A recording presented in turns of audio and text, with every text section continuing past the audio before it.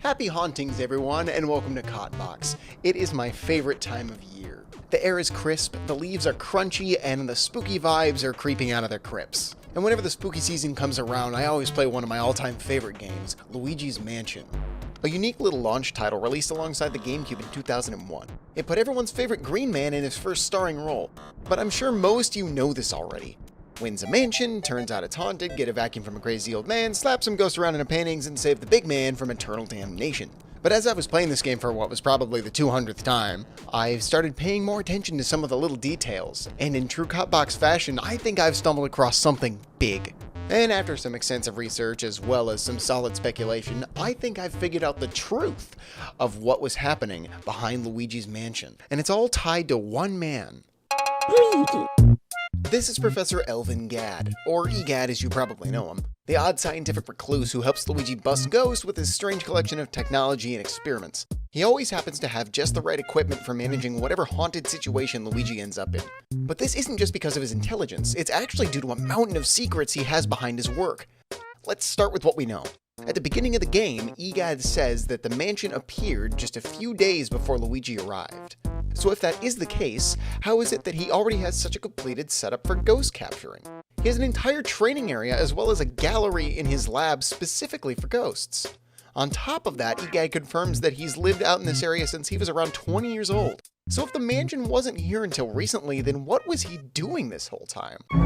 The disturbing truth is right there if you look at the facts. He was manufacturing his own ghosts. This area is clearly a hotbed for supernatural energy and activity. So being the crazed man that he is, the professor started collecting and manipulating the haunted grounds to create his own spirits and specters.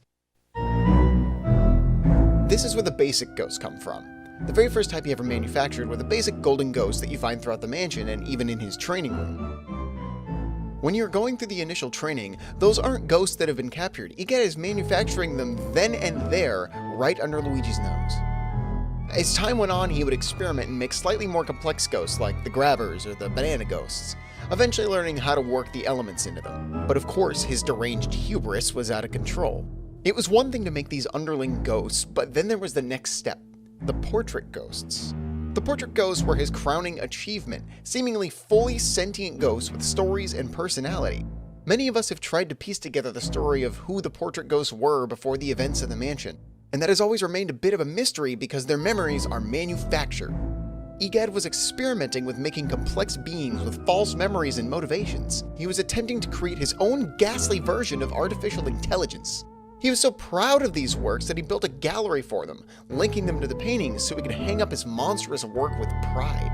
Wanting to expand on the complexity of his portrait ghost, Gadd ends up making his most important creation yet. And no, it's not the poltergeist, it's not the Game Boy horror, it's the mansion itself, meant to be used as a haunted cage for him to study his creatures, implanting more complex memories in these portrait ghosts involving the mansion and its made-up history.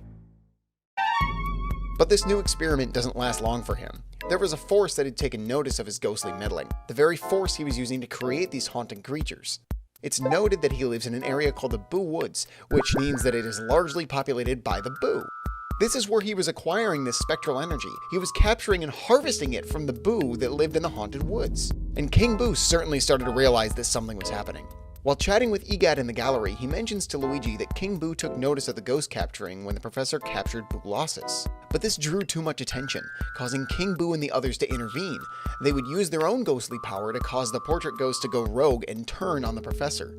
Now no longer able to contain his work, he devised a way to capture and contain the king and his army in the depths of the mansion. However, his portrait ghosts were still running rampant in the mansion, so he whipped up the poltergeist in an attempt to retrieve them. Realizing that he was unfit for the dangerous job of ghost retrieval, he devised his next move.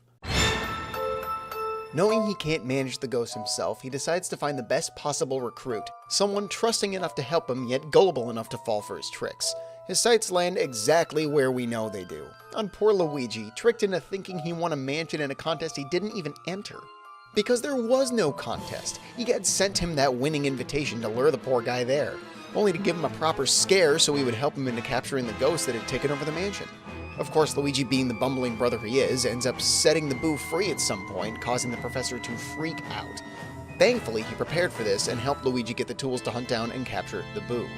It's a 2-in-1 deal for him. The portrait ghosts get contained and the Boo get put away. Of course Luigi would help take them down, as they've been a problem for him and Mario for quite a long time, so Luigi takes them on without a second thought.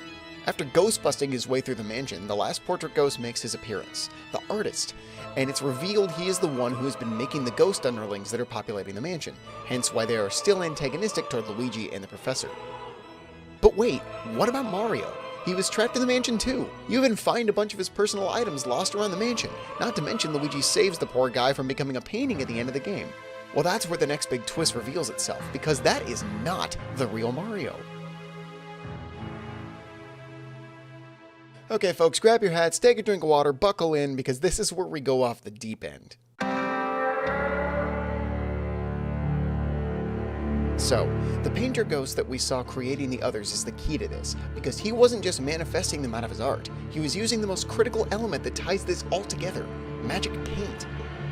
This paint was the final advancing piece of Gadd's experiments. It's what allowed him to create such complex portrait ghosts, and more importantly, keep them managed and trapped inside of the paintings and the mansion. And this paint was acquired thanks to a dark and desolate deal that Gadd made with none other than King Koopa himself. Bowser came to him to strike a deal, and in return would give the professor access to the magic paint that Bowser had previously used all the way back in Mario 64. The paint that trapped Peach and all of her toads inside of the castle walls, the paint that opened up the portals to these other worlds. It was all Bowser's doing. And after getting defeated back then, he decided it was time to up his game. So Bowser went to Professor Gadd, knowing that with his unstable scientific mind, he could create something much more powerful and deadly for the king to use. Gadd would use the dark power of the paint and King Koopa to make one of his most advanced creations yet, a false Mario. The very Mario that you find in the mansion, placed there not only as a motivation for Luigi, but as a distraction for the Boo, tricking them into thinking that they had captured the real Mario, thus keeping them at the mansion and easier for Luigi to capture. After the events of Luigi's mansion, Luigi would get sent home with this imposter Mario, just as Bowser had wanted. The final piece of the puzzle comes together with figuring out what Bowser's end of the deal was.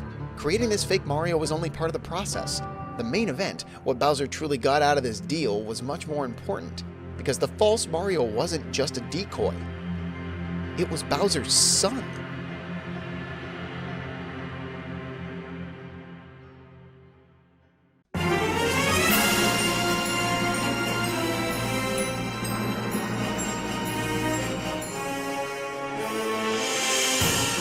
Bowser Jr. is in fact the most advanced version of a portrait ghost, but instead of being built off of spectral energy, he was created with the power of magic paint and Bowser's dark magic. It explains how he truly believed that Peach was his mother. It was just a false memory implanted by the professor at the request of Bowser. On top of that, he was given the disguise of Shadow Mario, used to trick Luigi in the mansion as well as lure Mario out to Isle Delfino for an attempted slander on Mario's character. And it almost worked. Mario was locked up, shoved into Isle Delfino's prison. When Bowser Jr. claims that the magic paintbrush was just given to him by a strange man in a white coat, he wasn't lying. Gadd knew what he was doing. He had taken the magic paint and amplified its power into the paintbrush that Jr. has in Sunshine, giving Bowser and his son all the power they could want to take over the island. But the only thing that Bowser didn't count on was that even though a deal was made, Gadd was always going to want the bigger fish. He is obsessed with his experiments. So just as he built the poltergust as a counter to the ghosts, he pieced together a device intended to go directly against Bowser and the magic paint, Flood. Isn't it strange that Flood, the one device that could possibly have saved Isle Delfino, was just waiting there on the airstrip for Mario? Gadd left it there for him, knowing that with that, he could stop Bowser from taking over. His plan was always multiple moves ahead of everyone who came his way. So while striking the deal with Bowser, he fully intended on giving Mario the one tool he needed to stop the evil King Koopa.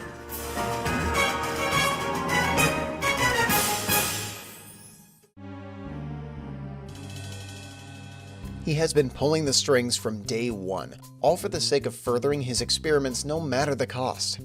Willing to manipulate and play God in the lives of many of the Mushroom Kingdom's unsuspecting residents. While they are all busy being caught up in the usual journey of saving the princess and stopping Bowser, Gadd has always been using these distractions to only further his immoral and disturbing experiments on the world around him. The only reason Bowser has never spoken up about this is for the sake of Bowser Jr. Though his plans on Isle Delfino fell apart, he still grew close with his manufactured son, who had no clue that he was made in a lab. And Bowser intends to keep it that way, not just for the sake of his son, but also for the sake of his ego. Learning how he was tricked by Gadd certainly had to sting, and there's no way Bowser would ever admit to that. And this certainly wouldn't be the last time we'd see Gadd. Though he isn't manufacturing ghosts the way he used to, he still wishes to study them. They are no longer his creations, but mostly just lab rats for him to experiment on. And in his most recent appearance in Luigi's Mansion 3, we get a glimpse into what he's been working on. He shows off his newest creation, Luigi. Easily seen as a funny, goopy reflection to Luigi himself, but don't be fooled. There is a good reason to believe that Luigi is just the first prototype of a much more advanced version of the synthetic Mario from before. Where Gadd's plans lead with this creature are unknown as of now, but be sure, whatever they are, they should not be trusted. Thanks for tuning in to this haunting episode of Cotbox. Though we may never learn what Gadd is truly up to, we can be very sure that it is certainly no good. If you like this video, don't forget to leave a like, and feel free to subscribe to the channel if you want to see more videos like these. It really helps a lot. And finally, let me know in the comments down below what you think Professor Gadd's plan for Luigi is. I love a good theory. Thanks for watching, and I'll see you next time.